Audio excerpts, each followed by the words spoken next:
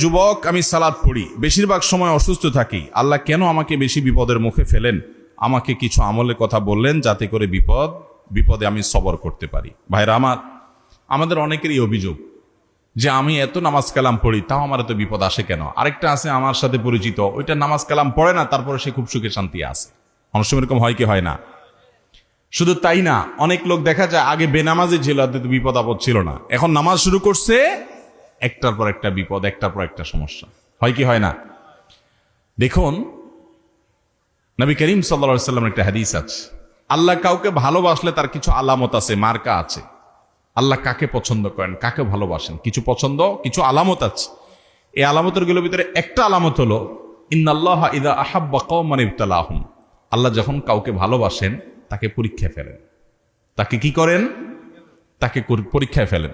নবীগণ তাদের সম্পর্কে আপনার হাদিসে আছে, আসাদুন নাসি বালাআন আল আম্বিয়া সুম্মাল আমসাল ফাল আমসাল।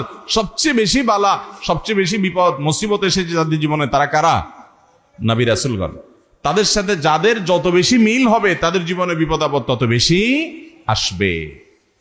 ইমাম ইবনে তাইমিয়া রাহমাহুল্লাহ একটা উক্তি আছে যে আল্লাহর পথে কেউ যদি আসে, আল্লাহ তাকে প্রথমে ধাক্কা দেন, পরীক্ষা করেন যে ও আসলেই আমার পথে পরিপূর্ণ এসছে কিনা। এই জন্য আল্লাহ বিপদ দেন। যদি সে সরে যায় তাহলে তো ফেল হয়ে গেল, আর যদি সে টিকে থাকতে পারে সে পরীক্ষা পাশ করে গেল।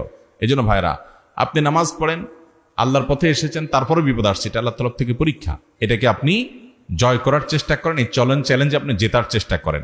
এখন কথা হলো এই কষ্টে আপনি সবর করবেন কিভাবে? দেখুন, একটাই আমল আছে যে আমল করলে আল্লাহর কাছে হিসেব ছাড়া বিনিময় পাবেন। আল্লাহর কাছে হিসাব করে করে আমরা কি পার পাইতে পারবো কিয়ামতের ময়দানে? হিসাব ছাড়া যদি পার হতে চান, তাহলে তার জন্য আমল হলো সবর করা। কি করা? আল্লাহ কোরআনে বলেছেন ইন্নামা ইউওয়াফাস সাবিরুনা আজরাহুম বিগাইরি হিসাব। ধৈর্যশীল আর সবরকারীদেরকে আল্লাহ তাআলা যে দিবেন, হিসাব ছাড়া দিবেন। এই জন্য কি করতে হবে ভাই? সবর করতে হবে।